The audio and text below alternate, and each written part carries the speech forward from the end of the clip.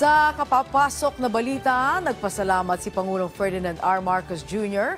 sa bawat Pilipino na bumoto para sa Hatol ng Bayan 2025. Sa kanyang inilabas na mensahe, sinabi ng Pangulo na muli ay namayani ang demokrasya ng bansa na nagawa sa isang mapayapa, maayos at may dignidad na pamamaraan. Dagdag pa ng Pangulo, naghalal ang mga Pilipino na mga leader na makikinig at aaksyon sa mga hamon ng bansa tulad na lamang ng inflation, korupsyon at trabaho. Samantala, nagpasalamat din ang Pangulo sa mga sumuporta sa kandidatura ng Alyansa para sa Bagong Pilipinas. Hindi man anya nanalo ang lahat, magpapatuloy pa rin umano ang kanilang trabaho at misyon.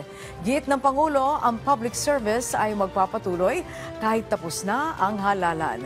Dagdag pa ni President Marcos Jr., handa ang kanyang administrasyon na tumulong sa mga bagong opisyal ng bansa tungo sa iisang layunin. Panghuli, iginiit ng punong ehekutibo na ang sa gobyernong tapat kasama ang lahat.